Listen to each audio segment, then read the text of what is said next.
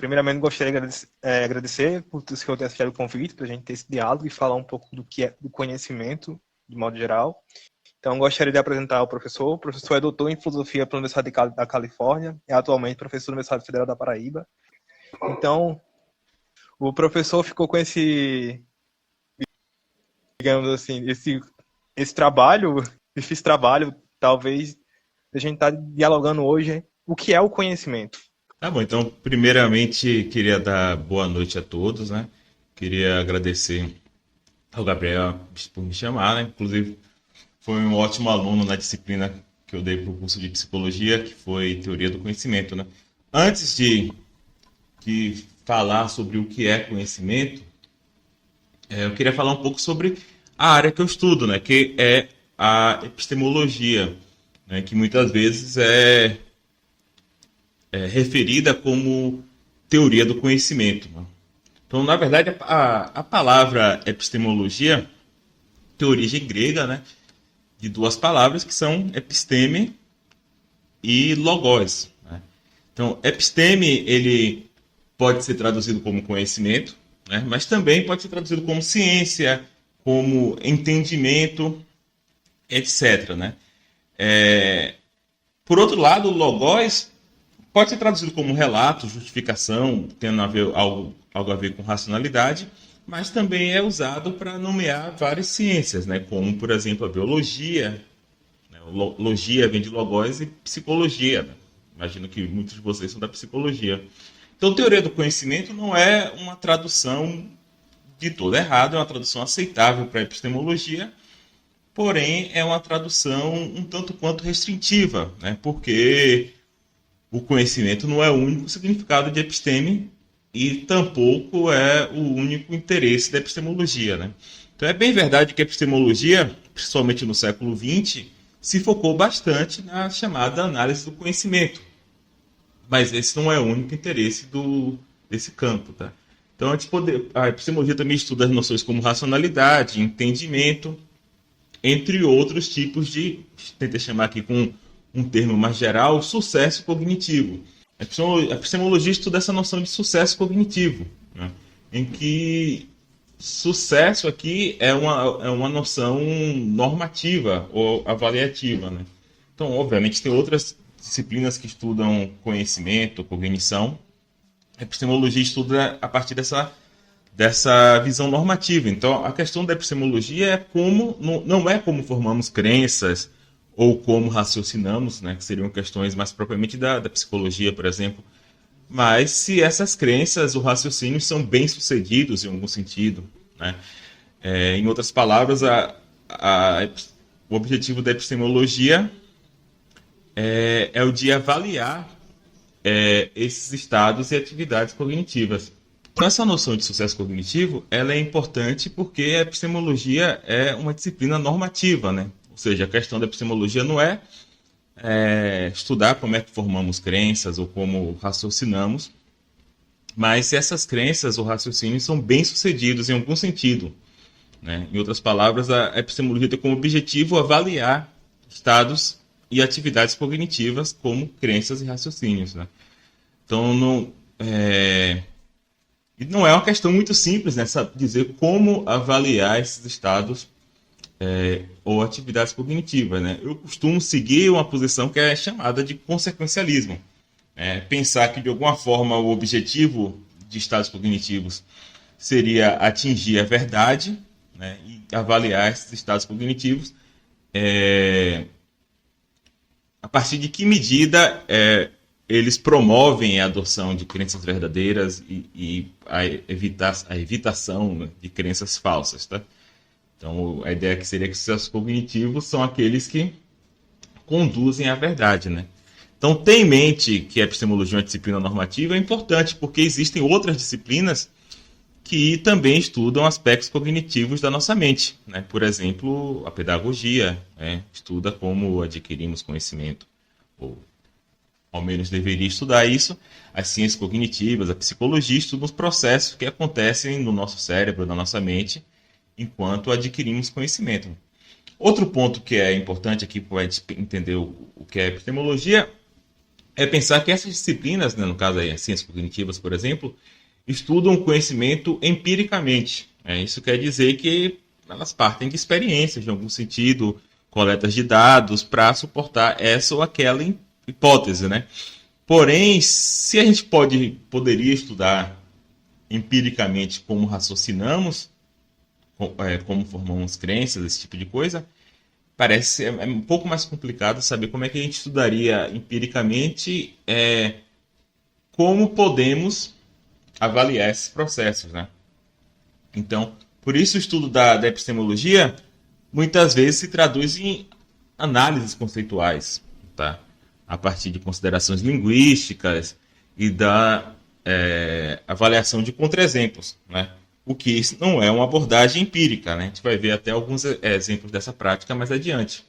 Então, essa diferença entre a epistemologia e as outras ciências cognitivas, né, empíricas, ajuda a demarcar a tarefa tipicamente filosófica da epistemologia, né?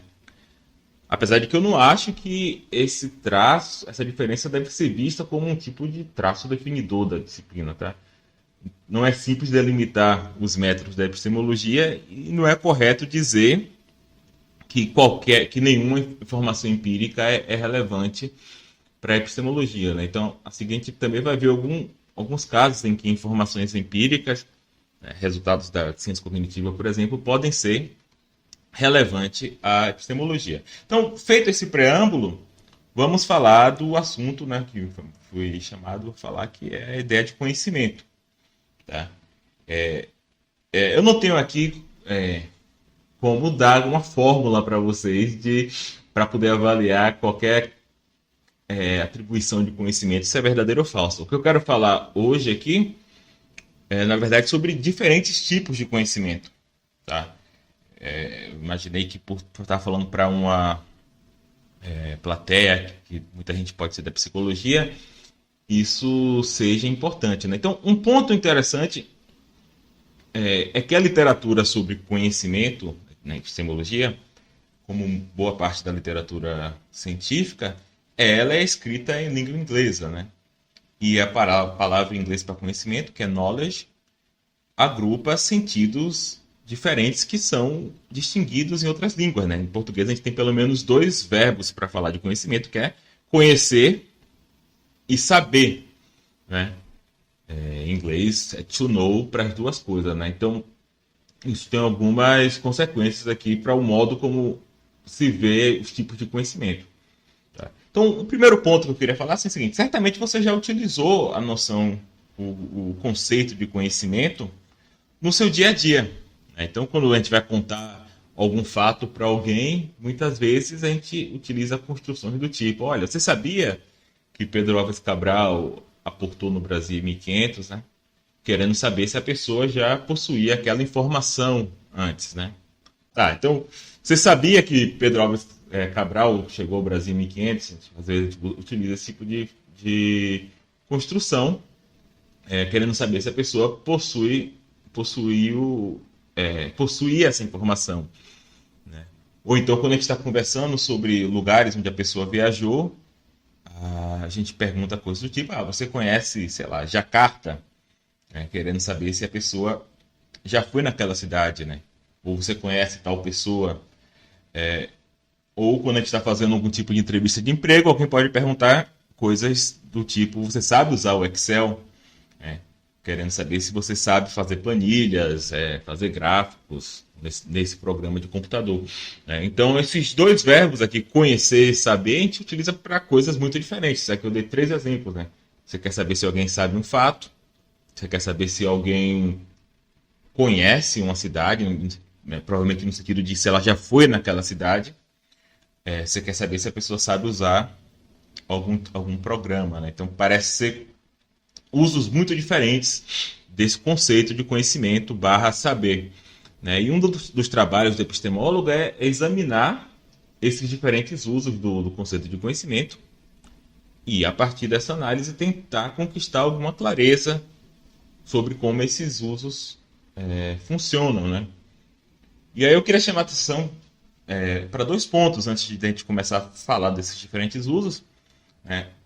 O primeiro ponto é que a gente vai, nessa fala de hoje, pelo menos, vou partir muito dos usos linguísticos da palavra conhecer e da palavra saber. E eu estou partindo da linguagem por pensar que a linguagem é um guia mais ou menos confiável para esses conceitos. Porém, obviamente, estudar o conhecimento não é algo que a gente possa fazer apenas recorrendo ao léxico, à gramática, né, de qualquer linguagem natural. Até porque a gente viu que esses usos podem variar entre linguagens. Né? Então, como eu falei, no inglês você tem to know, no português você tem conhecer e saber, e nós usamos essas palavras em contextos diferentes. Né? A gente não deve confundir filosofia com gramática. Né? Apesar de estar usando o auxílio da gramática, a gente não deve confundir uma coisa com a outra. Outra questão é que a epistemologia estuda o conhecimento de uma maneira muito geral e abstrata. Né? Então, às vezes a gente pode querer estudar epistemologia para procurar, como eu falei, uma fórmula para saber se determinada afirmação é conhecimento ou não. Às vezes a gente vai simplesmente se frustrar. Né? Então, a epistemologia não estuda o conhecimento de um povo específico ou de uma época específica, ou até mesmo não estuda especificamente o conhecimento científico. Né? Então, uma parte da teoria do conhecimento, da antiga teoria do conhecimento, que se transformou na filosofia da ciência. A filosofia da ciência estuda especificamente o conhecimento científico, o fazer científico, o método científico. A epistemologia estuda o conhecimento de uma maneira mais geral e abstrata. A própria noção de conhecimento, que tem várias aplicações, inclusive conhecimento científico. Né? Então, tá. Então, os exemplos que a gente falou um pouco anteriormente parece chamar atenção para a possibilidade de haver diferentes tipos de conhecimento. Né? A gente utilizar esse verbo conhecer para falar de coisas muito diferentes. Né? Os exemplos foram: saber que Pedro Álvares Cabral aportou no Brasil em 1500, conhecer Jacarta e saber usar o Excel. Né? Parece ser tipos de coisa muito diferentes. Então, no que se segue, vou tentar falar de 3 tipos de conhecimento, pelo menos, que a gente pensa que existe, que são diferentes, têm condições diferentes e devem ser estudados de maneira diferente, que é o conhecimento proposicional ou factual, que é o caso do Pedro Álvares Cabral aportou no Brasil em 1500, eu sei que pelo Pedro Álvares Cabral aportou no Brasil em 1500, o conhecimento por contato, né, o conhecimento direto, e o conhecimento procedural, às vezes chamado de conhecimento prático, know-how. Né? O primeiro tem a ver mais com fatos, com informações, o segundo tem a ver mais com contato, em algum sentido, e o terceiro tem a ver com habilidades. Né? Então, eu não quero sinalizar, né, isso aí é uma tese que deveria ser defendida, eu não quero sinalizar que esses tipos de conhecimento são todos espécies de um mesmo gênero, o conhecimento. Não sei se são, né? Mas tampouco também eu quero dizer que eles não são. Tá? São 3 tipos de coisa, é uma questão saber se eles são 3 tipos da mesma coisa ou se nós agrupamos por outros motivos. Né? Então, começando aqui falando do conhecimento proposicional, o exemplo que eu dei foi: eu sei que Pedro Álvares Cabral aportou no Brasil em 1500. Né? Então, esse parece ser um caso que ter conhecimento envolve estar de posse de algum pedaço de informação, vamos dizer assim. Posso dar outros exemplos desse mesmo tipo de conhecimento, né? Estar em posse de uma determinada informação. Eu sei que 2 mais 2 é igual a 4. Eu sei que eu existo.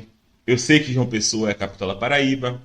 Então, um ponto a ser notado aqui é que esses 3 tipos, esses exemplos todos têm uma mesma estrutura linguística, né? Que podemos falar da seguinte maneira: essas afirmações são todas eu sei que tal e tal é o caso, né? Que você tem um que, né? A partícula que ocorre depois do verbo epistêmico, vamos dizer assim, que nesse caso é saber. Eu sei que 2 mais 2 é igual a 4. E depois do que eu tenho uma sentença completa, né? Essa sentença seria um tipo de descrição correta ou incorreta do modo como as coisas são ou seriam. Né? Ou seja, essa sentença completa transmite uma informação. Uma outra maneira de colocar essa ideia é que a sentença que vem depois da partícula Q pode ser verdadeira ou falsa. Certo? Então, um tipo de estrutura que pode ser verdadeira ou falsa é o que na filosofia a gente chama de proposição. Né? Uma proposição seria o significado de uma sentença declarativa completa. Né? Se eu falo Pedro Álvares Cabral aportou no Brasil em 1500, isso expressa uma proposição que pode ser algo que pode ser verdadeiro ou falso. Se eu falo feche a porta, isso não expressa uma proposição, porque uma ordem não pode ser verdadeira ou falsa. Da mesma forma, uma pergunta não pode ser verdadeira ou falsa. Apenas expressariam proposições, sentenças que declaram algo sobre o mundo. Né? Então, nesse caso do conhecimento, eu tenho eu sei que e depois uma proposição. Por isso que, muitas vezes, esse tipo de conhecimento é chamado de conhecimento proposicional. Né? E é esse tipo de conhecimento que a gente está falando quando a gente está falando de conhecimento científico, por exemplo. Conhecimento científico, mais ou menos, né? Você tem conhecimento científico que tem a ver com técnicas também, né? Eu sei olhar no microscópio. Esse aqui vai ser o terceiro tipo de conhecimento, que é procedural. Mas as teorias científicas são exemplos de conhecimento proposicional. Então, o conhecimento proposicional, ele foi o objeto principal da epistemologia em boa parte do século XX. Né? E por isso, eu até vou tentar falar um pouco menos nele e falar um pouco mais dos outros. Né? Então, existe algo na epistemologia que a gente chama da análise tradicional do conhecimento. Né? No caso, o conhecimento aqui, conhecimento proposicional, que busca identificar os elementos básicos do conhecimento proposicional. Então, geralmente, a gente pensa o seguinte, olha, ninguém pode saber que tal e tal é o caso se ele sequer acredita que tal e tal é o caso. Então, conhecimento proposicional requer crença. Para você saber algo, você tem que acreditar que aquilo é verdadeiro. Tá? Muita gente tem uma leitura, por exemplo, de Platão e acha assim, conhecimento é oposto à crença. Né? Tem até um motivo para você pensar isso, porque Platão ele não estava muito seguro se ele estava falando de conhecimento proposicional ou conhecimento por contato. Então, conhecimento por contato realmente não requer crença, mas o conhecimento proposicional requer crença. Crença aqui é crença no mesmo sentido, não é no sentido religioso, né? No sentido simplesmente de que você toma aquele pedaço, aquela proposição como sendo verdadeira, você se comporta como se aquilo fosse verdadeiro, você age na crença aqui. Então, conhecimento, você não pode saber que 2 mais 2 é igual a 4 se você não acredita que esse é o caso. Né? O segundo ponto é que ninguém pode saber algo falso. Eu não posso saber que 2 mais 2 é igual a 5. Né? Então, o conhecimento requer crença e verdade. Como proposições verdadeiras expressam fatos, um fato é uma proposição verdadeira. Um fato é expresso por uma proposição verdadeira. Todo conhecimento proposicional é o conhecimento de um fato. Então, por isso que às vezes se fala de conhecimento factual, em vez de conhecimento proposicional. Então, por esse motivo, a gente pode chamar conhecimento proposicional de conhecimento factual. E, finalmente, você pode ter uma crença verdadeira por alguma questão de sorte. Né? Por exemplo, o José pode acreditar que tem uma doença fatal, não porque o médico disse a ele, mas apenas porque, sendo um hipocondríaco, ele não consegue deixar de acreditar nisso. Ele passou a vida toda acreditando nisso. Né? O tempo todo ele acha que tem uma doença fatal, tem uma hora que ele está certo. Né? Até aquela expressão, né? Até um relógio parado acerta 2 vezes por dia. Né? Então, esses casos, a gente não diria que o José ele sabia que ele tinha uma doença. Ele simplesmente teve a sorte, né? Entre bastante aspas, de ter a doença, ou seja, que tem uma crença verdadeira. Né? Então, o conhecimento ele tem que ser, de alguma forma, uma crença verdadeira que não dependa da sorte. Né? E, no geral, a gente tenta explicar esse terceiro elemento do conhecimento dizendo que o conhecimento depende de justificação. Né? Então, a análise tradicional do conhecimento conhecimento proposicional é uma crença que é verdade e ela tem uma justificação. O que é justificação, obviamente, é o grande problema da epistemologia que estuda o conhecimento factual. Né? Explicar exatamente o que justifica uma crença. Geralmente se pensa com um tipo de evidência, algo desse tipo. Tá? Não vou ter tempo aqui de entrar tanto, né, na questão da justificação, porque eu quero falar dos outros tipos de conhecimento. Né? Então, essa análise ela remonta a Platão, certo? que discute esses pontos nos diálogos Mênon e Teteto.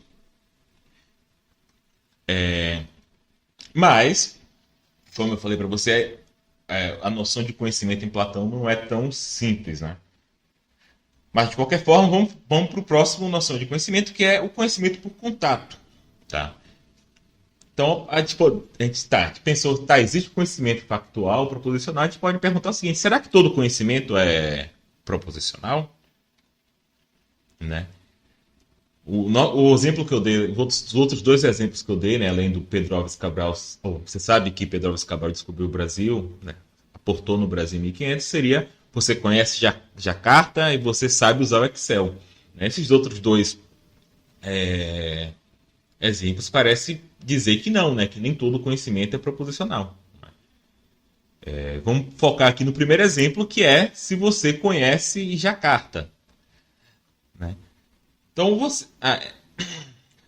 você provavelmente conhece a cidade que você nasceu, você provavelmente conhece o Brasil, apesar de você não conhecer todo o Brasil, né? Você responderia que sim se alguém te perguntar que você responde o Brasil.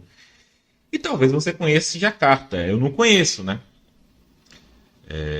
Apesar de saber vários fatos sobre Jacarta. Eu sei, por exemplo, que Jacarta é a capital da Indonésia. Então parece aqui que quando eu falo conhecer Jacarta, eu estou querendo dizer algo diferente de eu saber fatos sobre Jacarta. Né? Eu sei vários fatos sobre Jacarta e ainda assim não conheço Jacarta.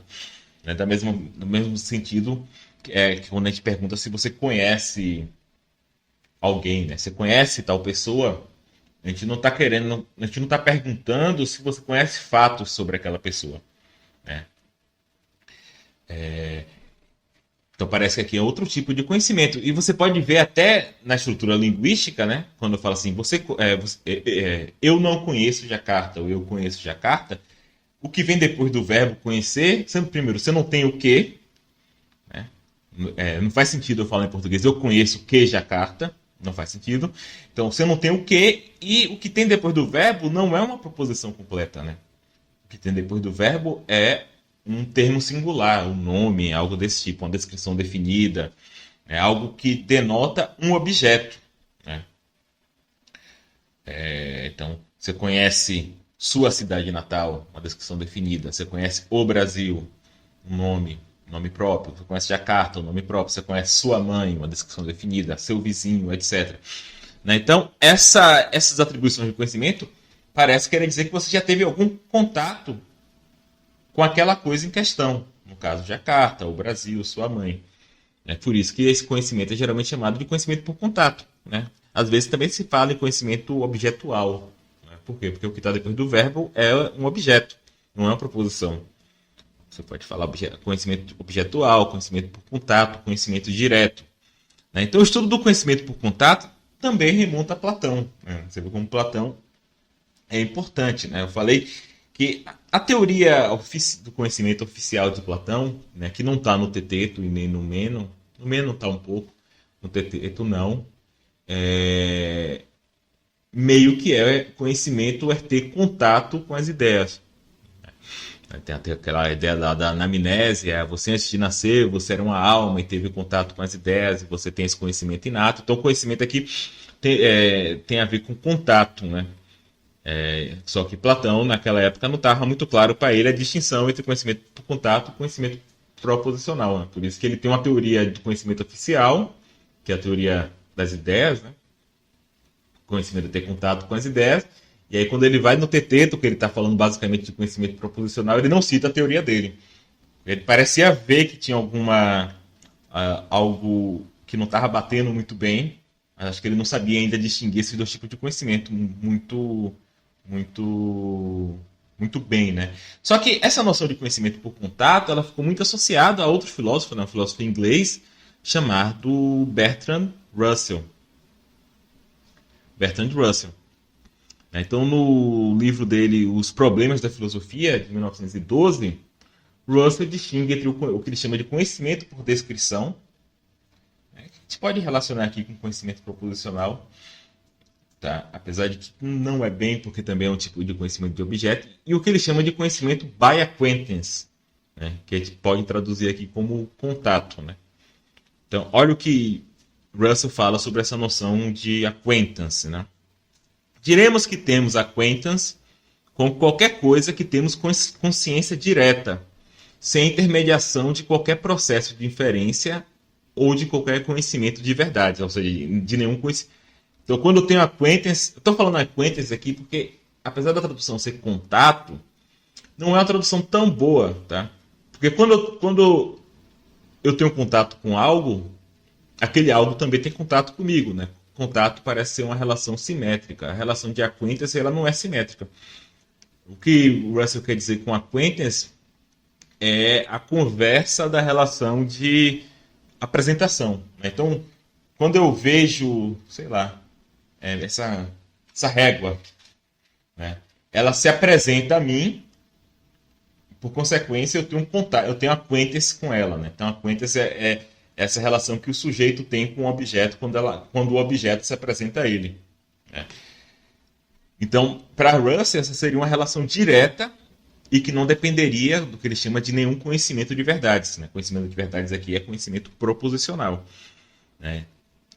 Então, é meio complicado, né? A dificuldade aqui da noção de conhecimento por contato é que a gente parece usar no dia a dia uma noção como essa, mas é meio complicado explicar como é que é essa relação aqui de contato, de acquaintance, né?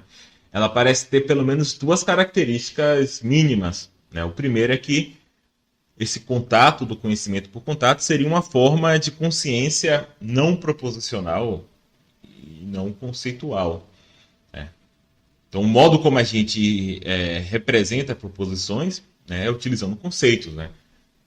Então, é diferente para eu ter contato, para eu saber que o gato está no tapete, eu preciso ter o conceito do gato, preciso ter o conceito de tapete. Só assim eu vou entender essa informação, o gato está no tapete, né? Mas, a princípio, para eu ter acquaintance com um gato que está em cima do tapete, eu não precisaria ter esse conceito. Um bebê poderia ter acquaintance com um gato, por mais que ele não tenha o conceito de gato. Geralmente, até os filósofos pensam que é a partir da acquaintance que você tem com o gato que você forma o conceito de gato. Mas essa relação aqui é complicada, né? Então, a princípio, essa relação de contato ela seria não proposicional e não conceitual, né? Por quê? Porque proposições são de natureza essencialmente representacional, né? Elas representam as coisas, né? O estado de coisas. E o modo como essa representação é feita depende de conceitos, depende do seu repertório conceitual, né? Então, quando eu tenho uma crença de que o professor de Platão foi um filósofo grego chamado Sócrates, né?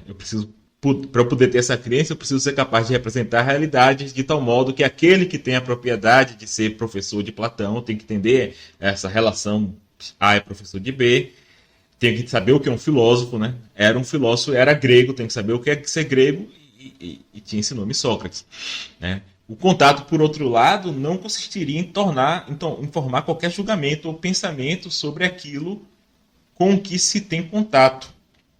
Ou seja, a princípio não dependeria de você colocar aquela coisa sob qualquer conceito, né? Então, em segundo lugar, então, essa relação de contato seria uma forma de consciência que constitui, o pessoal chama de uma relação real ou genuína, né? Então, você não pode ter contato com algo que não exista, que não esteja lá, né? Então, perceba a diferença aqui. O conhecimento proposicional implica verdade. O que é que pode ser verdade? Uma proposição, certo? Uma cidade, uma pessoa, ela não é verdadeira nem falsa. Ela existe ou não.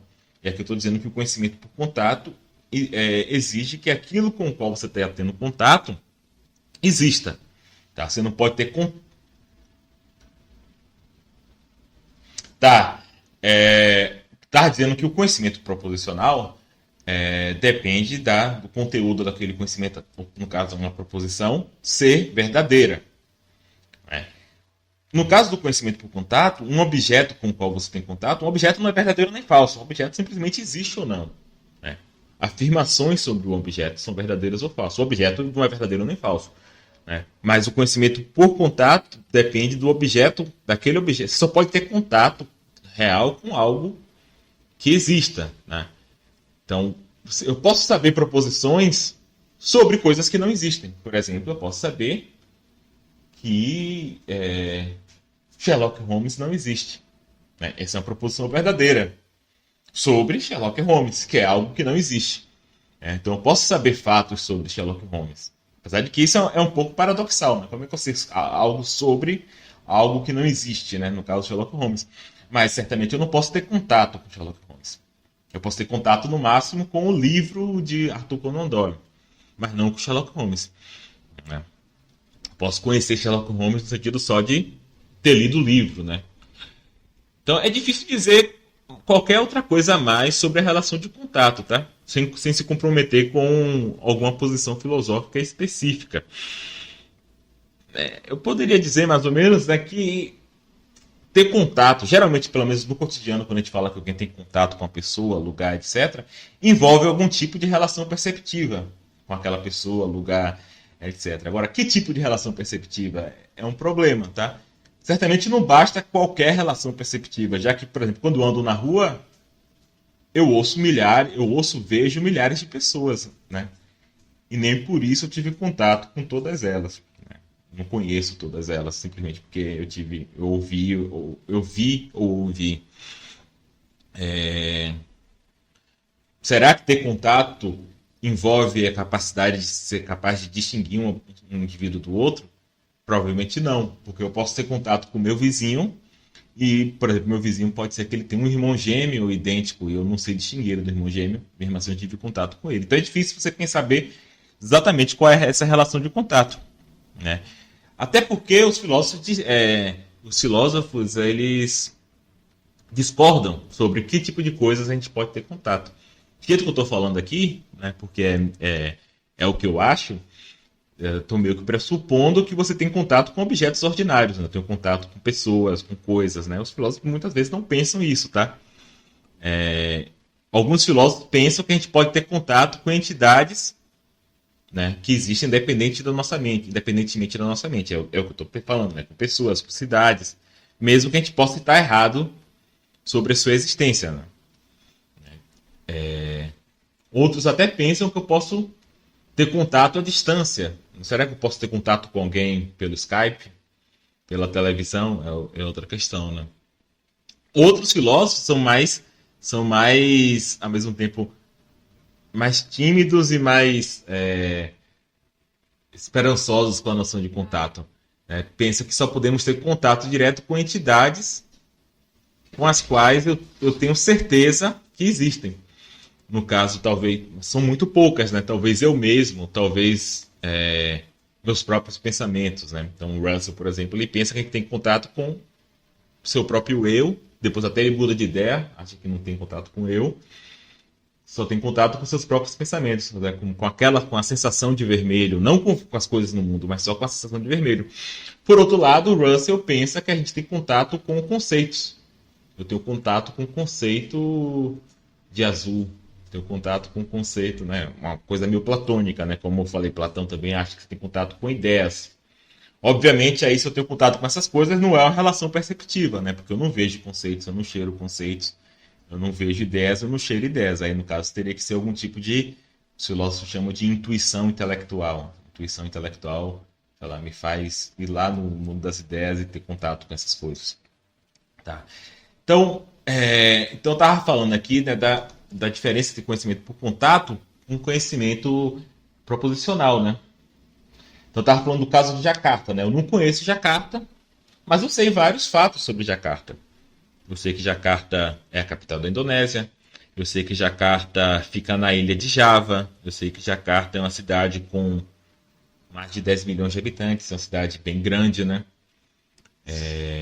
Porém, isso não significa que eu conheça Jacarta nesse sentido, né? No sentido de ter tido contato com Jacarta. Para conhecer nesse sentido, eu precisaria ir em Jacarta. Né? Então, da mesma forma, eu posso conhecer vários fatos sobre Pedro Álvares Cabral. Né? Eu sei alguns fatos, pelo menos sei que ele viajou para o Brasil em 1500, né? Que ele veio com um cara lá chamado Pedro Caminha, etc. E eu não conheço Cabral no sentido de ter contato com ele. Obviamente, ele morreu muito antes de eu nascer. Então, parece um fato que a gente pode ter conhecimento por contato sem ter conhecimento proposicional. posso ter contato com algo do qual... eu posso ter conhecimento proposicional sem ter contato, né? Posso saber coisas sobre algo sem nunca ter contato com ele, né? Então, parece que são tipos de conhecimento diferentes. Será que eu posso ter contato com algo sem ter conhecimento proposicional? Também parece que sim, né? Claro que, geralmente, quando eu tenho contato com a pessoa, com o lugar, etc., esse contato que eu tenho me dá conhecimento proposicional sobre aquela pessoa, aquele lugar. Né? Eu não consigo... Minha relação com o mundo, ela não é em estágios, né? Quando eu olho para algo, ao mesmo tempo eu estou tendo contato, eu estou conceituando aquele algo, estou formando conhecimento proposicional. Acontece tudo mais ou menos ao mesmo tempo. Mas assim, pode acontecer coisas. Por exemplo, às vezes você pode ter ido em Jacarta, quando era bebê, né? E você, nesse sentido, você conhece Jacarta, você já foi lá, por mais que quando você foi, você não tinha poucos conceitos, formou, né? Não sabe nada sobre Jacarta, né? Ou talvez, né? Em certo sentido, você pode estar, sei lá, vamos dizer que a polícia esteja procurando um serial killer, né? O Jack o Estripador, que ninguém sabe quem era, né? Talvez você conheça, nesse sentido de ter tido contato, o Jack o Estripador, mesmo que você não saiba que aquela pessoa que você conhece é o Jack o Estripador. Né? Você teve contato com esse indivíduo, mas você não consegue conceituar ele como o assassino. Então, essa distinção aqui é importante. Então, esses dois tipos de conhecimento, né?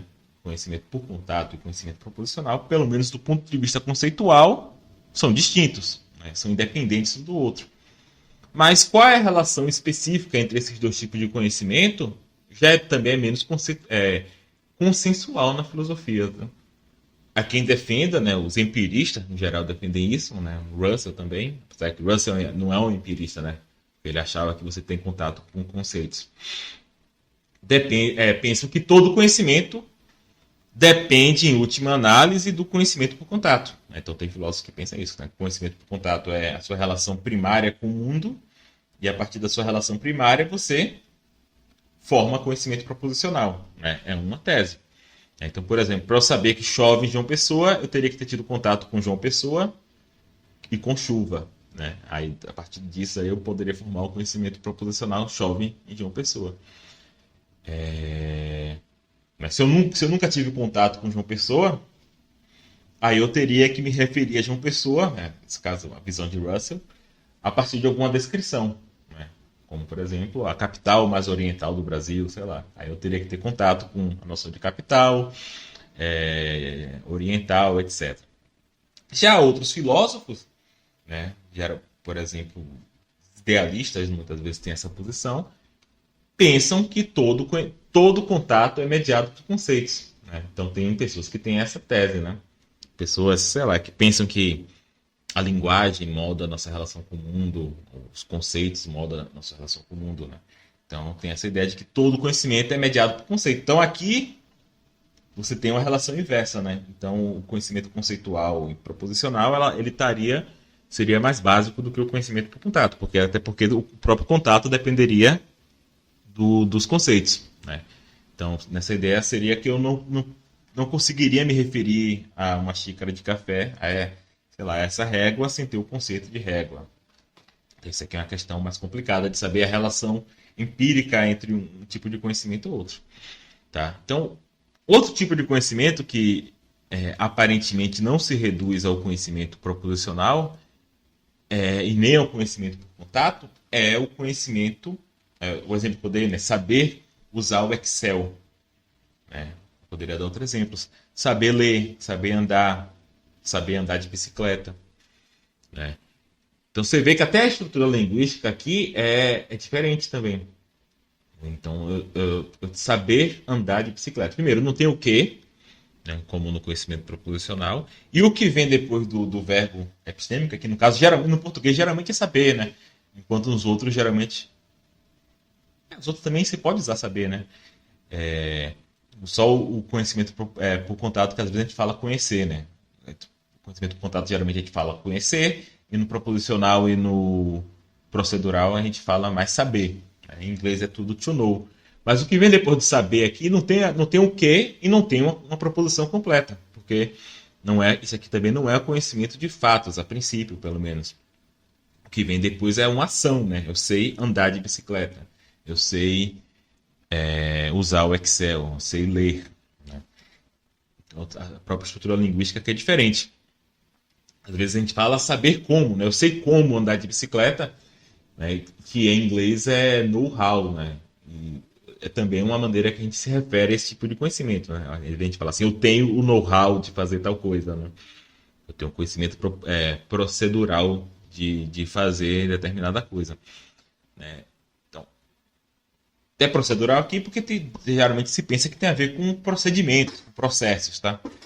E esse conhecimento, obviamente, é absolutamente central em nossas vidas também, né?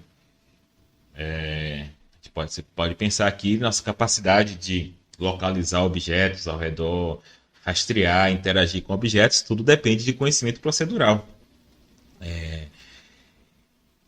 E aqui é uma questão também complicada na filosofia, né? Então, essa distinção entre conhecimento procedural e conhecimento proposicional foi, pelo menos, bastante estudada por um filósofo chamado Gilbert Ryle, né? No livro O Conceito da Mente, de 1947. Acho que esse livro aí está nos Pensadores. Então, nesse livro, Ryle levanta algumas objeções à tese que ele chama de intelectualismo. Né? O intelectualismo, em epistemologia, é a tese de que o conhecimento procedural se reduz a conhecimento proposicional. Ryle defendia uma posição anti-intelectualista, anti-intelectualista, né? A ideia de que o conhecimento proposicional e procedural são distintos, um não se reduz ao outro. Né? Aqui teria uma tese mais radical, que seria o anti-intelectualismo radical. Seria a ideia de que o conhecimento proposicional se reduz ao procedural. Né? Ryle pensa que simplesmente as duas coisas são distintas. Né? Então, a objeção mais famosa de Ryle contra o intelectualismo seria a ideia de que o intelectualismo leva a algum tipo de regresso vicioso. Né? Ele fala o seguinte, que eu estou lendo uma parte do livro dele, ele fala assim, a consideração de proposições é em si uma operação cuja execução pode ser mais ou menos inteligente. Ou seja, ele está falando o seguinte, o próprio ato de você considerar uma proposição depende de habilidade, que é um conhecimento procedural. Né? Mas se para qualquer operação ser executada de forma inteligente, aí ele está falando assim, mas se para você ter esse conhecimento procedural, você precisasse ter um conhecimento proposicional, você teria um regresso, porque o conhecimento proposicional suporia que você está considerando a proposição, mas considerar uma proposição é um conhecimento procedural. Aí, se o conhecimento procedural depender de você considerar outra proposição, mas considerar essa outra proposição vai depender de conhecimento procedural, de modo que você teria um regresso. Né? Então, ele defende que são operações independentes uma da outra. Né? Então, eu vou tentar aqui dar um exemplo, né, de como o próprio raciocínio depende de conhecimento procedural, e essa distinção entre raciocinar por um lado e considerar uma proposição do outro, dá um exemplo aqui que está num conto lá do Lewis Carroll, chamado Aquiles e a Tartaruga. Né? Na verdade, o que a tartaruga disse a Aquiles. A ideia seria o seguinte, né? Suponha que um estudante qualquer compreenda as premissas de um argumento e também a conclusão, mas ele não consegue ver como as premissas se seguem da conclusão. Aí vamos dizer que o professor ensina para o aluno, fala o seguinte, olha, vou te ensinar uma nova proposição, que é a seguinte, a de que se essas premissas são verdadeiras, a conclusão também é. Então vamos dizer que o aluno tinha duas premissas e a conclusão. Ele não conseguia ver como a conclusão se seguia das premissas. O professor falou, então vamos colocar uma terceira premissa, que é, se essas duas primeiras premissas são verdadeiras, a conclusão também é verdadeira. Só que o aluno entende essa premissa, só que ele fala, mas agora eu não entendo como é que dessas três premissas se segue a conclusão. E aí o professor poderia acrescentar uma quarta premissa, uma quinta premissa, né? Então, mais ou menos é o conto de Lewis Carroll, né? A tartaruga falando com Aquiles, né? A tartaruga sempre pede que é uma relação com o paradoxo de Zenão, né? De que para Aquiles ultrapassar a tartaruga, ele tem que chegar na metade do caminho, depois na metade ele nunca ultrapassa, né? E aqui seria do mesmo jeito, você nunca alcançaria a conclusão sempre adicionando uma premissa para explicar como é que essa premissa se segue da conclusão. Então, para você chegar na conclusão, né, em lógica você tem isso, você precisa ter não só axiomas, premissas, você precisa ter pelo menos uma regra de raciocínio. Né? E essa regra de raciocínio seria um tipo de conhecimento procedural. Não basta você saber a verdade das premissas, você tem que saber como derivar a conclusão das premissas. Né? Você pode pensar que nossa mente ela tem pelo menos essas duas funções, né? A função de considerar proposições e a função de derivar proposições de outras proposições, esse tipo de coisa. Né? Então, para Ryle, a necessidade de você ter essas duas tipos de operação seria um indício de que são dois tipos de conhecimento diferentes. Outros filósofos observam que o conhecimento procedural difere do proposicional, porque o conhecimento procedural não depende de crenças diretamente. Isso é verdade, né? Imagina uma atividade não muito simples, mas também não muito complexa, como, por exemplo, saber ler. Né? Para a maioria de nós, alfabetizados, a gente meio que reconhece os sinais, as palavras, né? De uma maneira mais ou menos automática, né? Nós sabemos fazer isso com pouco esforço, né? Porque, afinal, a gente treinou essa habilidade de leitura desde muito tempo e a gente meio que automatizou isso. Né? Agora, experimente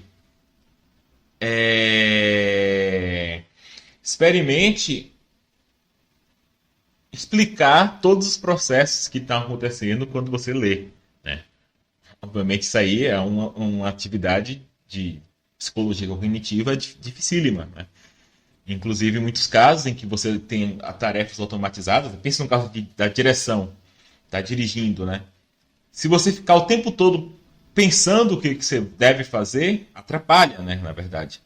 Agora eu vou apertar a embreagem, depois eu vou trocar a marcha, e agora eu vou ligar você ficar pensando isso daí diretamente atrapalha. Então, a ideia aqui seria que essas atividades que estão automatizadas, né? Pegando aqui o gancho da fala de amanhã, né? São atividades que estão automatizadas no sistema 1, né? No sistema automático. Né? E você está buscando racionalizar elas no sistema 2, na verdade, torna elas piores. Né? Então, isso parece ser um indício de que você tem conhecimento procedural sem conhecimento proposicional. Porque o conhecimento proposicional, a princípio, ele estaria mais no sistema 2 mesmo. Né? Você recuperar uma proposição, buscar um motivo para cada coisa, etc. Esse é um ponto. Né? Por outro lado, é possível ter crenças a respeito de algo sem saber fazer. Esse também é um caso bem óbvio. Né? Tipo assim, suponha que eu esteja olhando um nadador nadando e meu instrutor de natação fale, é o seguinte, é desse jeito que nada. E meu instrutor ele é confiável e eu presto bastante atenção. Então, em algum sentido, eu sei que para nadar eu tenho que fazer tal e tal. Eu sei que para nadar eu tenho que bater os pés daquela maneira, eu tenho que bater os braços daquela maneira. Mas daí se segue que eu sei nadar, né? Daí se segue que eu tenho a habilidade, né? Parece que não. Né? Então, parece também que esse... Oi. Um exemplo, a gente poderia pensar os comentaristas de futebol da TV que nunca jogou futebol. Ele comenta futebol, fala de escalação, fala de que tem que fazer, mas nunca jogou futebol. Poderia ser um exemplo.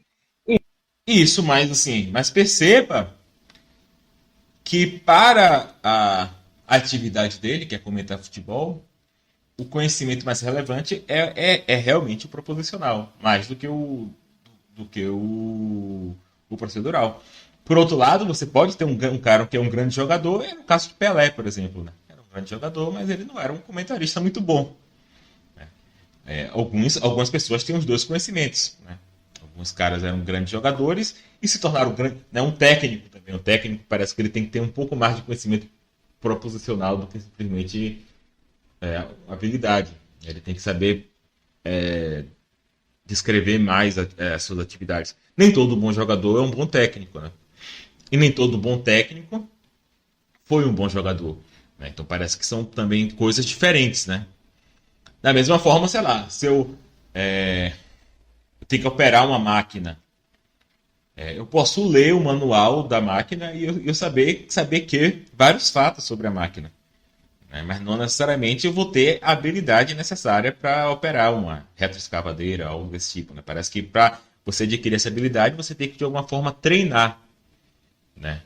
Não simplesmente decorar as coisas, né? Então esse é outro indício que o conhecimento procedural não se reduz ao conhecimento proposicional, né? Apesar de que tem filósofos que acham que reduz, tá? De maneira mais... Não de maneira tão tosca como eu estou falando aqui, de maneira um pouquinho mais esperta, mas eu não vou entrar nesse caso aqui. De qualquer forma, o conhecimento procedural, ele parece ter a ver com um hábito e com habilidade, né? Para você ter um conhecimento procedural, você precisa formar um hábito e ter uma certa habilidade, né? Saber fazer algo bem, né? Então, como eu estava falando, o anti-intelectualismo é a visão mais aceita entre filósofos, né? A ideia de que o conhecimento procedural não se reduz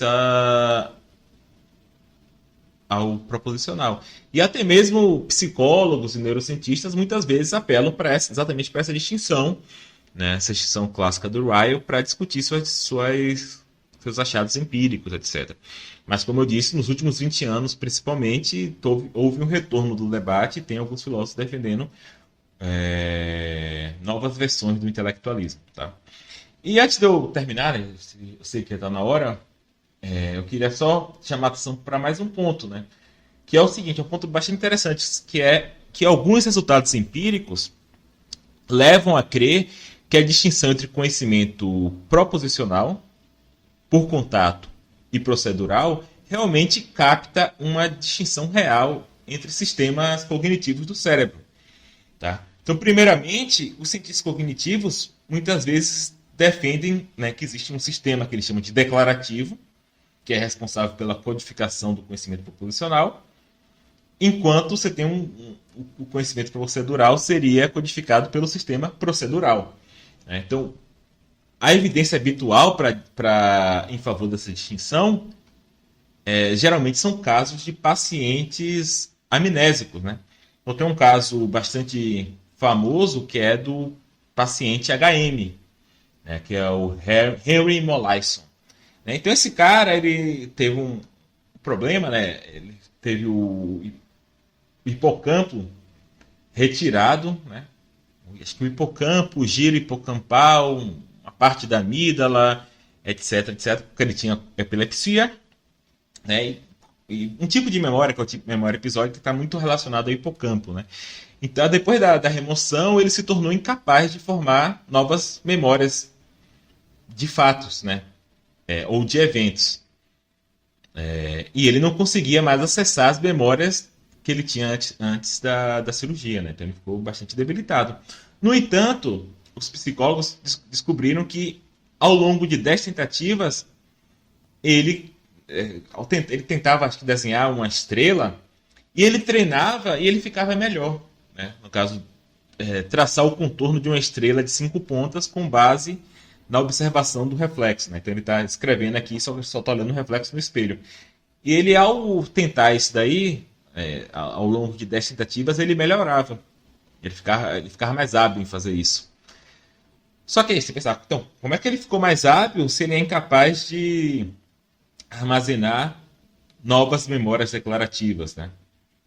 Ou seja, o conhecimento proposicional dele não mudou, né, entre uma tarefa e outra, mas seu desempenho melhorou, né? Então, assim, prossegue o raciocínio, o aperfeiçoamento de habilidades motoras é regido por um sistema cognitivo distinto daquele que rege a retenção de informação declarativa, né? E se você olhar mais especificamente a classificação atual dos tipos de memória de longa duração, você vai ver que essa classificação se aproxima bastante dos 3 tipos de conhecimento que a gente está falando, a gente falou hoje. Né? Geralmente se faz a distinção entre uma memória declarativa e uma memória não declarativa, procedural. Né? Que exatamente essa distinção é feita a partir de casos como o do HM. Né? Então a memória declarativa se referiria a situações nas quais lembramos tanto de eventos específicos, né, como, por exemplo, ter encontrado um amigo nas férias do ano passado, quanto de fatos ou informações, como, por exemplo, o significado de uma palavra, a cor de uma banana madura, esse tipo de coisa. Já a memória não declarativa se referiria a situações nas quais, de alguma forma, o aprendizado ocorreu, mas que não se reflete no desempenho em memória declarativa, né? Como, por exemplo, andar de bicicleta. Né? Então, um aprendizado que não necessariamente tem a ver com lembrar fatos, informações ou eventos. Né? E a memória, essa distinção aqui, como eu falei, tem a ver com conhecimento procedural de um lado e outros conhecimentos do outro. Só que a memória declarativa ela é dividida geralmente entre memória semântica e memória episódica. Né? Essa distinção foi proposta pelo psicólogo canadense Andrew Tuvin, né? A partir de estudo de outros pacientes. No caso, não foi o HM, foi o KC, que é o Kent Cochrane. A memória semântica se referiria ao conhecimento sobre o mundo, que vai do simples conhecimento do significado de palavras. Né? O nome semântico, na verdade, não é porque é memória de significado de palavras, não. É porque os primeiros estudos eram com listas de palavras. Tá? A memória semântica, a princípio, ela seria não só o significado de palavras, mas atributos sensoriais, né? A cor de uma maçã, qual é a capital de Jacarta. Né? Ou seja, a memória semântica também inclui o conhecimento geral sobre como a sociedade, como o mundo funciona. Né? Então, por exemplo, se você soubesse que seu amigo faleceu, isso provavelmente se tornaria parte do seu conhecimento geral sobre aquela pessoa. E, por conseguinte, da sua memória semântica. Né? Embora você pode muito bem esquecer quando você ficou sabendo disso. Né? Se você lembrasse exatamente da ocasião em que você soube que seu amigo morreu, então esse seria um exemplo do que Tuvin chama de memória episódica. Né? Memória episódica é a memória de lembrar de episódios específicos, acontecimentos específicos. Né? Repetindo. Tá. Se você sabe, aprendeu que seu amigo morreu, isso faz parte da sua memória semântica, mesmo que você tenha esquecido exatamente quando você aprendeu isso. O evento específico que você aprendeu isso, se você lembrar exatamente o evento que você aprendeu isso, esse seria um caso de memória episódica, porque memória episódica é memória de eventos específicos, né? Não é uma informação geral, é evento específico. Então, o próprio Tuvin tem uma noção mais forte de memória episódica, tem a ver com o que ele chama de viagem mental no tempo mental, etc, etc. Mas meu ponto aqui é que a memória episódica ela tem a ver com a lembrança de um evento específico, de uma pessoa específica. Né? Ela tá mais próxima da noção de conhecimento por contato. Você só pode lembrar episodicamente de eventos que você vivenciou. Tá? Eu não posso lembrar episodicamente de Pedro Álvares Cabral, porque eu nunca tive contato com ele. Não estava no evento de Pedro Álvares Cabral aportado no Brasil. Eu não posso lembrar episodicamente desse exemplo.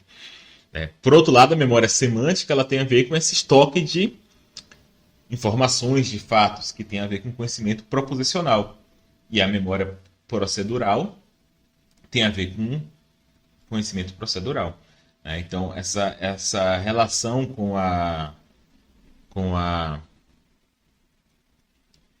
relação bem próxima entre os estudos da ciência cognitiva com essa classificação dos tipos de conhecimento que eu acabei chegando aqui por caminhos bem diferentes, no caso, análise linguística, algo desse tipo.